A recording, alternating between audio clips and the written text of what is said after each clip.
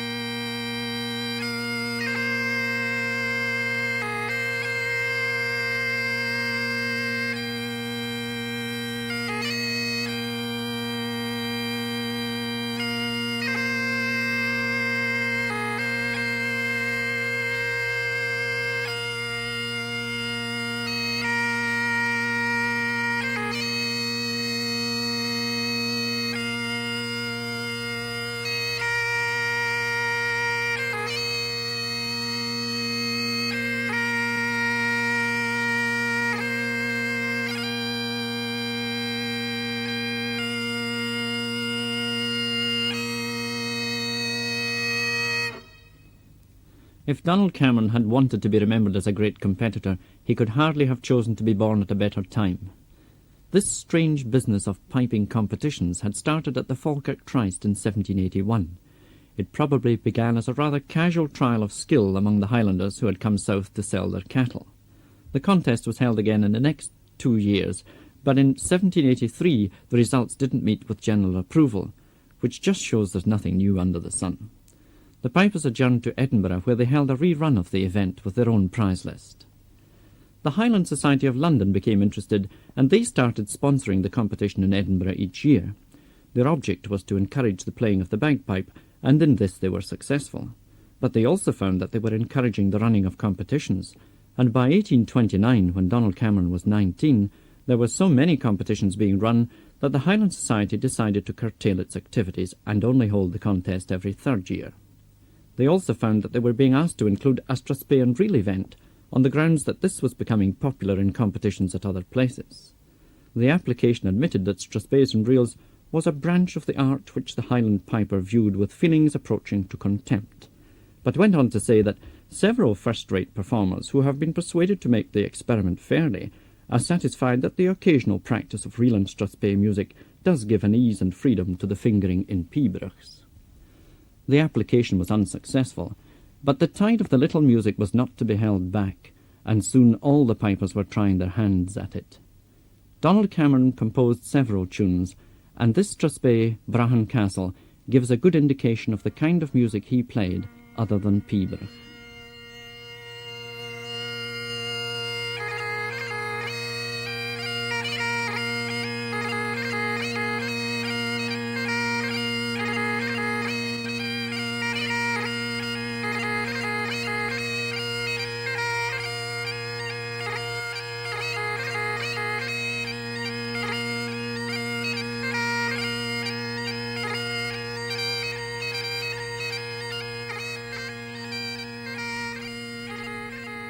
Although Brahan Castle isn't played much today, it's almost as modern and just as difficult to play as any recent composition.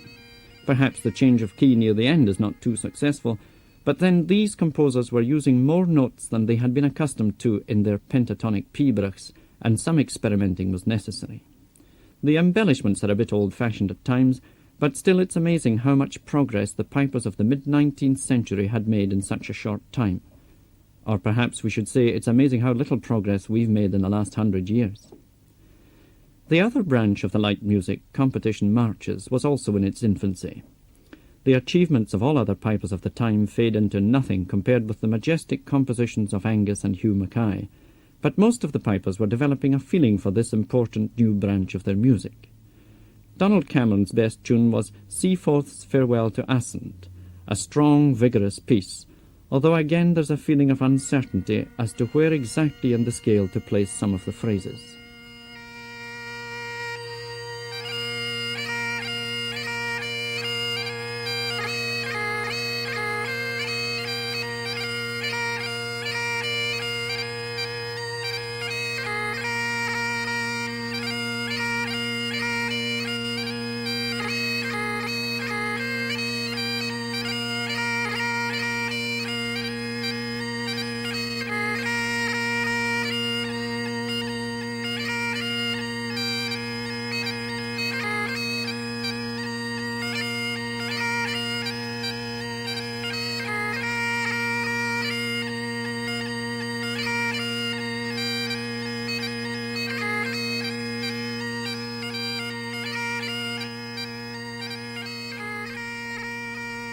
There's a slight hint of the march Donald Cameron in that tune, but Donald Cameron did not in fact compose the tune that carries his name. In fact, the original title of the famous march was Donald Cameron's Hotchpotch, because that's exactly what it is, a hotchpotch of several tunes. The first two parts are from an old hornpipe, the third part is Bacurich Castle, the fourth is the first part of the tune we've just heard, the fifth is Tellahuan Castle, and the sixth is Sir Charles Forbes. The whole thing was put together, no doubt in rather light-hearted vein, but the result is one of our finest competition marches and worth listening to again.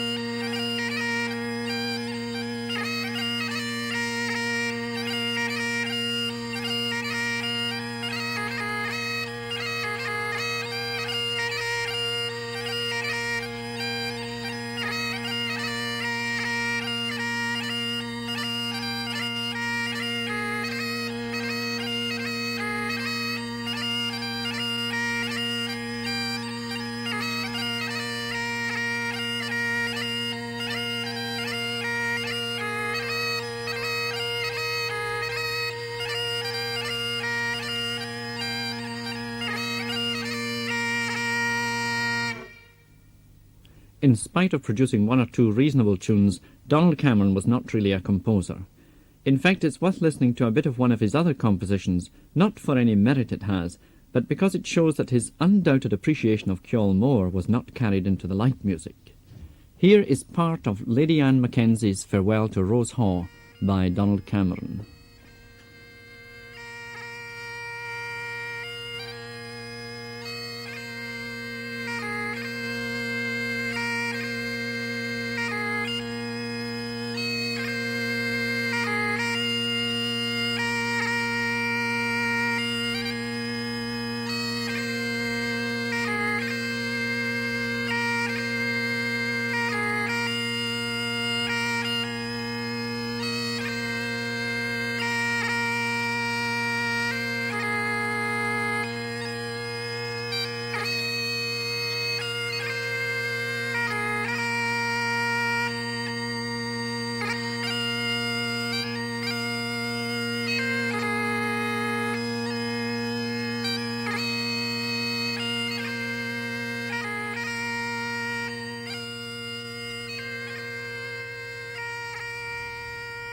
Not a great tune, but Donald Cameron's fame was independent of this. It rested firmly on his achievements in the competitive field. In 1838 he competed for the first time at Edinburgh and was placed second, receiving a broadsword for his prize. 3 years later, at the next Edinburgh competition, he was unplaced. In fact, however, he had to be either first or nowhere, because pipers were only eligible for a prize higher than the best they had gained previously. And now a strange thing happened. Some of the competitors and audience were so incensed with the result that they collected a sum of money and presented a salver to Donald Cameron, on which was engraved, "Presented to Donald Cameron by a majority of his fellow competitors at the competition held in Edinburgh in 1841, and by former prize winners. He being, in their opinion, and that of the audience, a far superior performer to the person who received the prize pipes through the partiality of the judges on that occasion." It would seem that bad decisions were taken more seriously in these days. The man who received the prize pipe, incidentally, was a Donald MacInnes from Barra.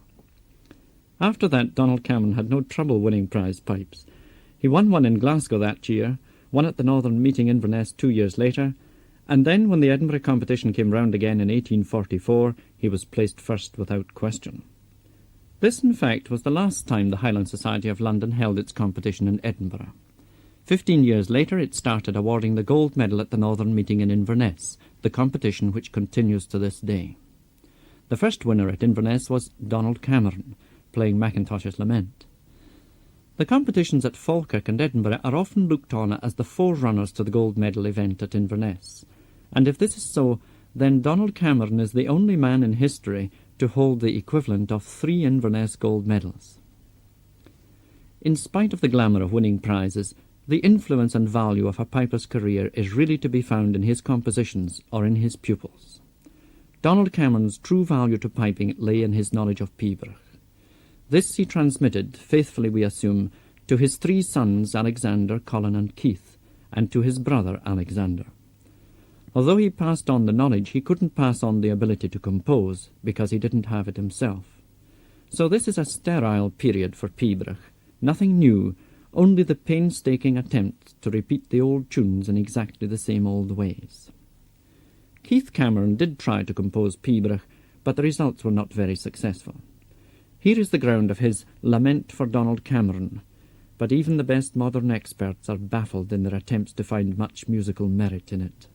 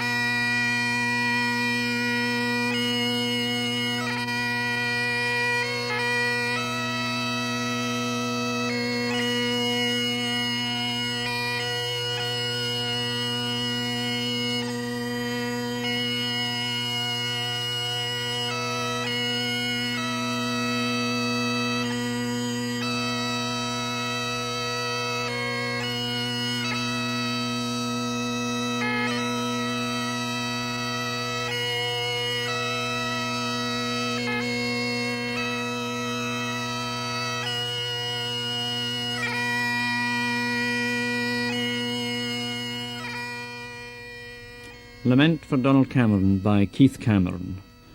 All Donald Cameron's sons helped to make their father's influence felt strongly by succeeding generations of pipers.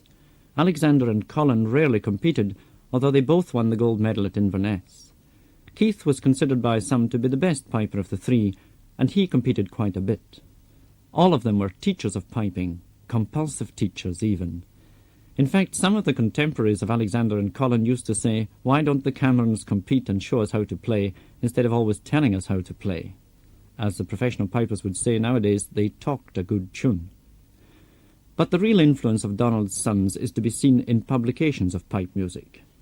Colin helped David Glenn with the many books of light music which he published, and Keith was one of the advisers to General Thomason when he produced his great Ceol Mor collection in 1902.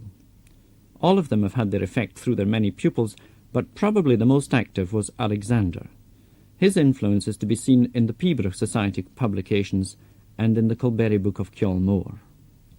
The word of Alexander Cameron has sometimes been more powerful than the writings of Angus Mackay. For example, the way we play the big spree today is due to Alexander Cameron. This is the first line of the ground.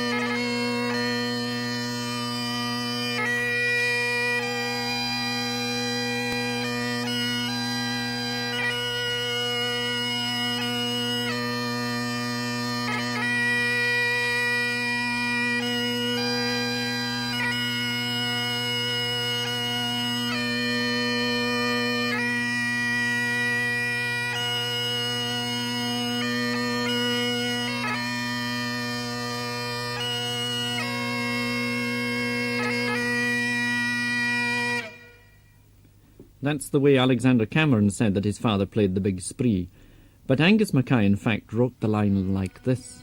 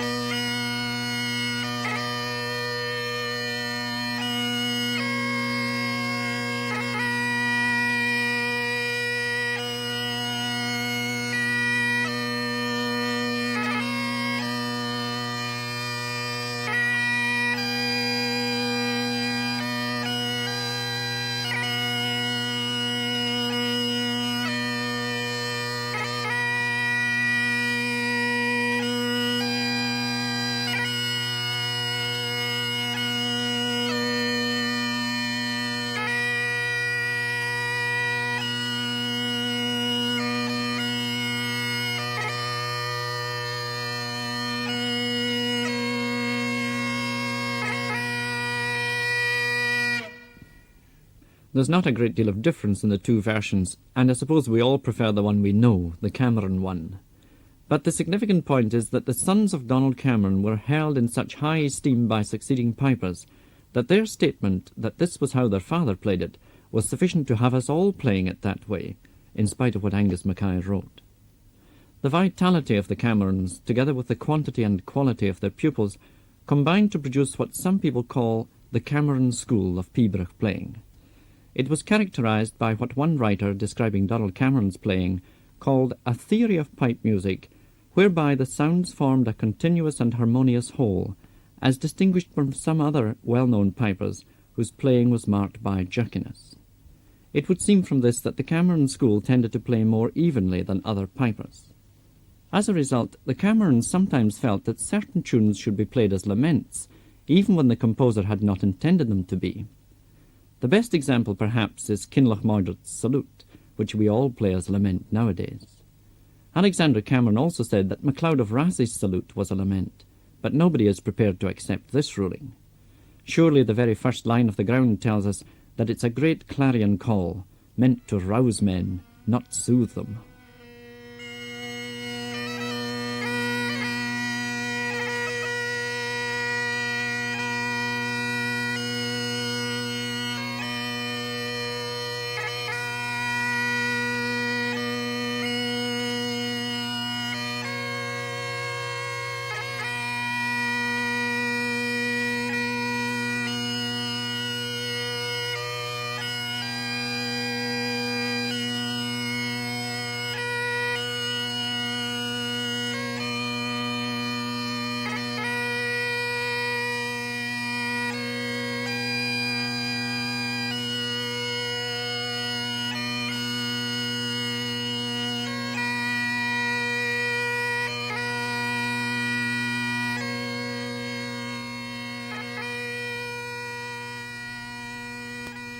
It's perhaps as well that the tremendous influence of Donald Cameron and his pupils is offset to some extent by another line of pipers from the Maccrimmons. These were the Macphersons, and one of them, Callum Pieper, is the subject of the next programme in this series. Although Donald Cameron was a great musical genius, it would not be right that our standards today should be determined solely by his views. Donald Cameron's last appearance in public was at the Northern Meeting in 1867, when the second of the King of Pipers competitions for former gold medalists was held. An account of the competition says that when Donald Cameron began to play, a great hush fell on the audience. He was placed first without dispute. Within a few months, on the 7th of January 1868, he died at his home in Maryborough, undoubtedly one of the greatest pipers of all time, and certainly one of the most important links with the Golden Age. The tune we close this programme with was one of his favourites, one which he played at funerals and which was played at his own, The Old Woman's Lullaby.